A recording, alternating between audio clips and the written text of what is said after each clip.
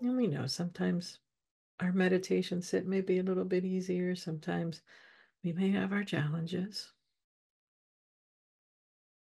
with our thoughts, with our restlessness in our body. It's all part of the process, all part of what we know as being a human being. At times I'll catch myself when an idea comes through and I start thinking, I'm going to speak on it. And then I'm like, oh, wait, planning. Very good.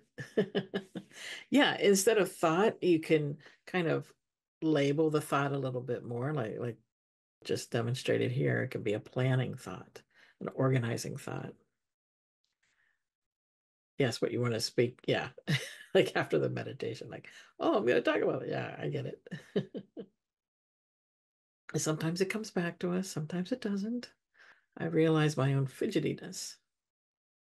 I'm used to always being on the go and not being fully present with myself. So, in these moments of sitting in the silence of my own experience, I want to move to stay comfortable rather than face the uncomfortable. That's a wonderful observation. And that's exactly, you just named it right there. It's uncomfortable to sit with ourselves, to sit and listen what's going on within us, the thoughts that arise, the emotions that arise.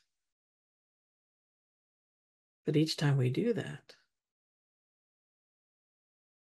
we grow. We grow in our experience and in our practice as well too. It's not always a comfortable experience, but we know that the meditation will do its job, whatever it is. Like how some people don't like Shavasana. It's hard to stay still when you're used to being on the move. Yeah. Whether we're moving physically a lot or if we're busy at our desk, that sort of thing, which I can be. I know the value of that. And what the busyness does is it keeps us focused on something else than what's really going on within us, right? It's a way to avoid dealing with the thoughts, dealing with any emotions that arise. Yes. So trust, trust in the peace, the peace of being with your thoughts. And I know that doesn't sound peaceful, but when we can be there and acknowledge, okay, that's a thought that's come through. That's where the insight and insight meditation comes through. I can have insight into, oh, I see what happens, as you're saying on the chat, you know, I see what happens when I sit still. I see how busy my mind is. I see how restless my body is. And I can notice that. And I can take note of that and I can reflect on it. And it's important to do so. As some of you know who are in the new course, the Foundations of Meditation course that just started this week, I'm having you reflect on the meditations as well, with some reflection prompts. So, what did I notice? And so that's another level that you can go to with your meditation is not just coming to class or sitting on your own, but now incorporating some reflection into your meditation. What did you notice about your meditation? I also recommend keeping a meditation log, which is, what did I practice? How much time did I practice? What did I notice? In brief form. But then when you can dive in just a little bit more, it can really be valuable to your experience as to, oh, so this is a train of thought that I'm noticing that occurs whenever I sit still. Or I'm noticing how my body doesn't like to sit still.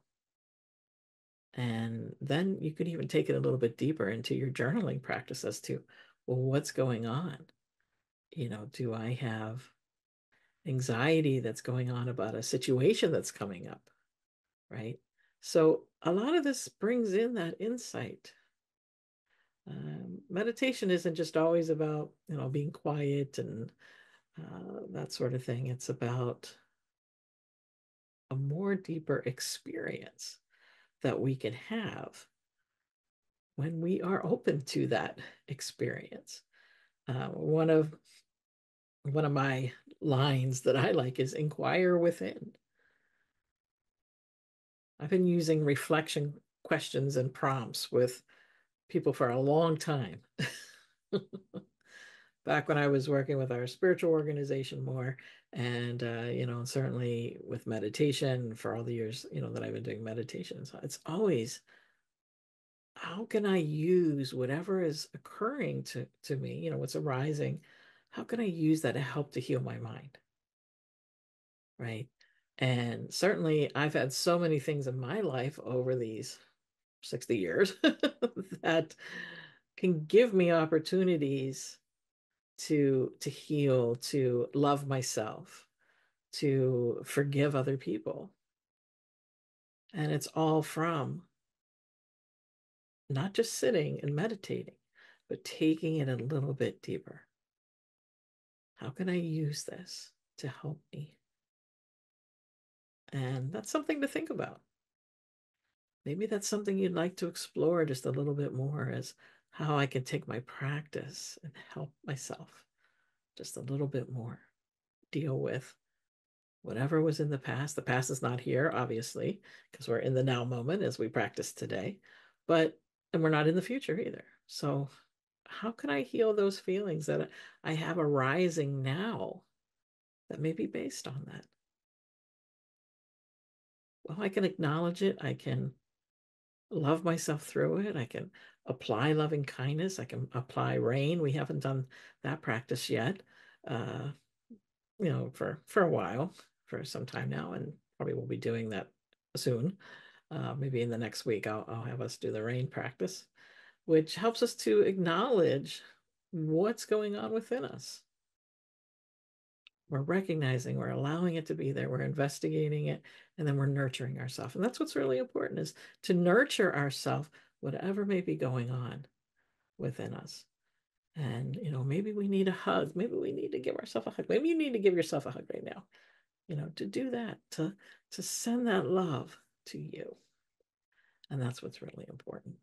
It's taking care of you. So you've known a few people who just leave when it's time for Shavasana. They don't like laying like a corpse. It's definitely about them not wanting to be in the quiet. One person you knew, okay, who wouldn't do Shavasana or meditate because she couldn't be with her thoughts and feelings without being reactive.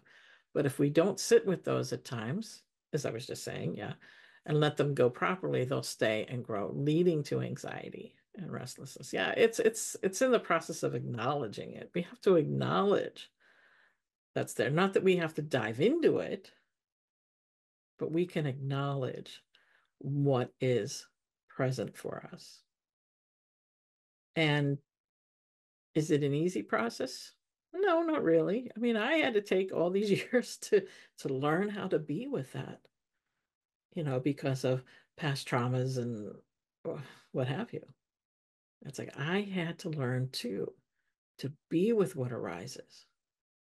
So I wasn't reacting, that I can respond from a loving place within myself and say, hey, that's okay. It's okay to feel that way. Doesn't make you wrong. Doesn't make you right. This is what you're feeling in this moment, and it's okay. And I can accept it, and I can nurture myself through it. So I hope that was helpful today for all of you.